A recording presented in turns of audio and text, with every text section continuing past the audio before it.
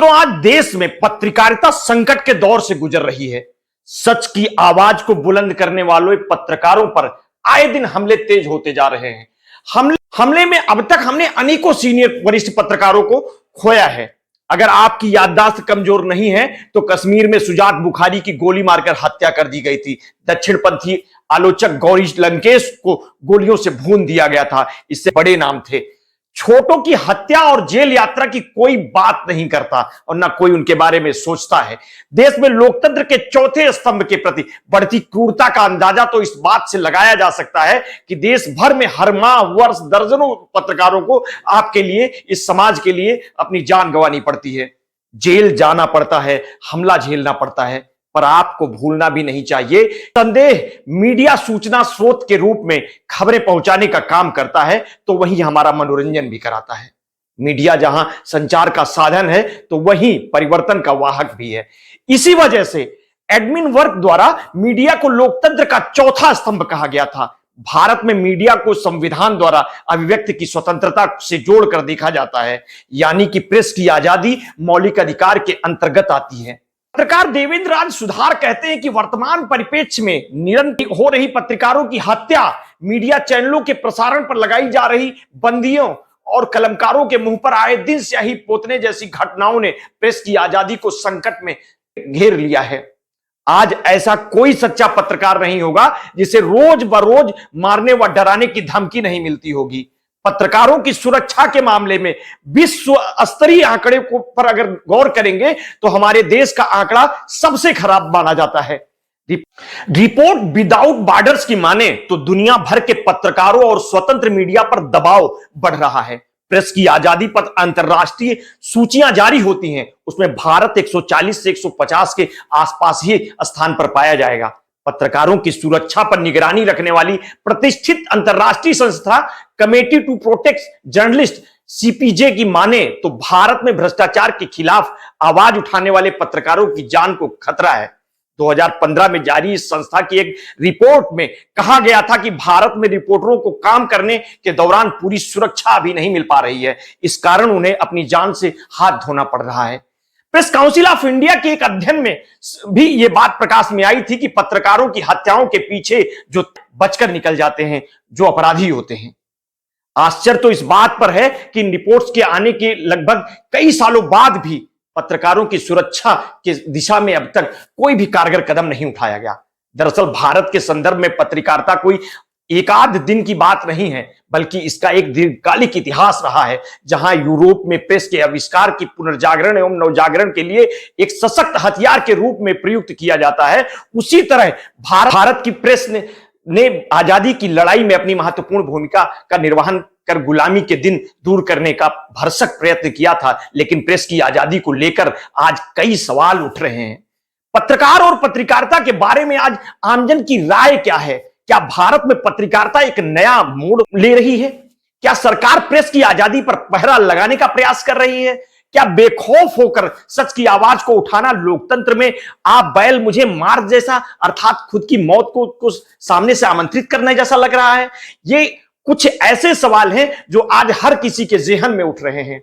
माना जाता है कि हाल के दिनों में सरकार की नीतियों पर सवाल उठाने वाले लोगों पर हमले तेज हुए हैं।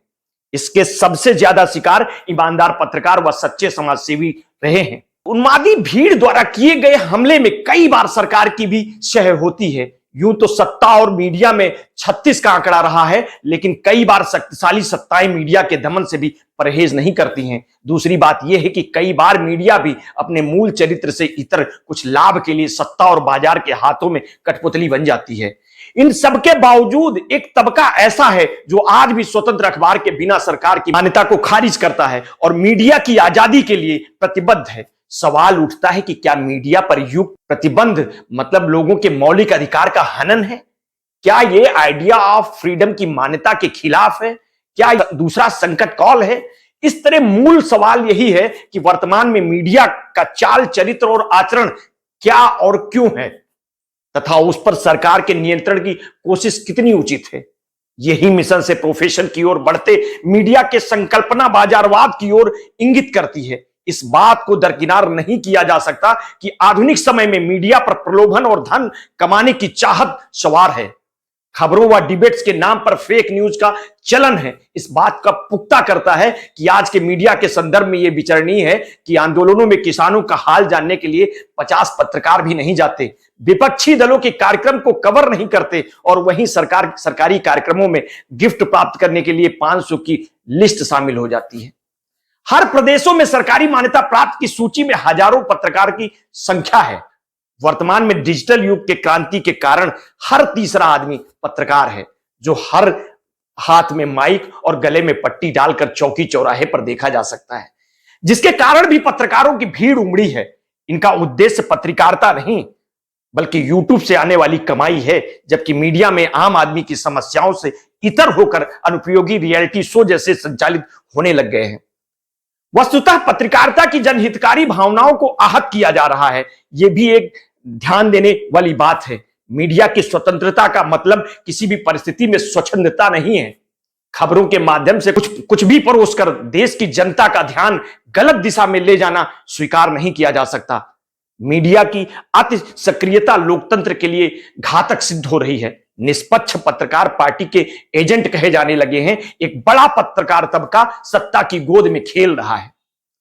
आदर्श और ध्येयवादी पत्रकारिता धूमिल होती जा रही है। वह पीत पत्रकारिता का पीला रंग तथाकथित पत्रकारों पर चढ़ने लगा है। हाल की सरकारें दक्षिणपंथी विचारधारा की कट्टरता से सबसे पहले मीडिया की स्वतंत्रता को मृत प्राय बनाकर छोड़ देती है, जिससे जनहितकारी नीतियों की उपेक्षा कर देश में लूटतंत्रकारी नीतियों को आसानी से लागू किया जा रहा है। हां, विपक्षी दल भी कोई कम नहीं है। उन्हें भी चाटुकार ही चाहिए। किसी ईमानदार की सही रिपोर्ट उन्हें भी पसंद नहीं आती। सवाल पूछने पर भी वो सरकार के एजेंट घोषित कर दिए जाते हैं। आए दिन अच्छे लोगों को बाजार में नंगा कर देना उनके स्वभाव में भी शामिल है। आज मीडिया की दिशा व दशा को लेकर गंभीर चिंतन की आवश्यकता है। सत्ता, प्रशासन और समाज को बिना किसी भय के सच बताना एक पत्रकार का दायित्व होता है। यदि इसमें उसकी जान को भी खतरा हो जाए तो भी यह सरकार और पुलिस की व्यवस्था पर सवाल है। लोकतंत्र में अभिव्यक्ति की आजादी को बचाए रखने की दिशा में सरकार को जल्द से जल्द कदम उठाने की आवश्यकता है। सरकार और विपक्ष के नेता मीडिया की आजादी के नाम पर बातें तो बड़ी बड़ी करते हैं, लेकिन उस अनुरूप धरातल पर कहीं कुछ दिखाई नहीं देता। केंद्र व राज्य की सरकारें यदि सचमुच लोकतंत्र को स्वस्थ रखना चाहती हैं तो उन्हें के चौथे स्तंभ को मजबूती प्रदान करनी होगी।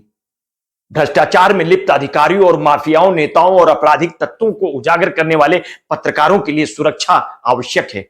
यह सुरक्षा पत्रकार सुरक्षा कानून लागू होने से ही सुनिश्चित की जा सकेगी और पत्रकार संगठन सरकार की तिलाही से निकलकर पत्रकार सुरक्षा कानून पर संघर्ष करते और लागू करवाने के लिए संघर्ष करते तो कितना अच्छा होता। हम भी मांग करते हैं कि पत्रकार सुरक्षा कानून पास हो और हमारी सुरक्षा सुनिश्चित हो। आपने अगर अभी तक हमारे इस चैनल को सब्सक्राइब नहीं किया है तो कर लीजिए, और अगर आपको हमारी ये रिपोर्ट अच्छी लगी तो अपने हित मित्र शुभचिंतकों में शेयर कर दीजिए। अपना ध्यान रखिए। बहुत बहुत धन्यवाद। साधुवाद।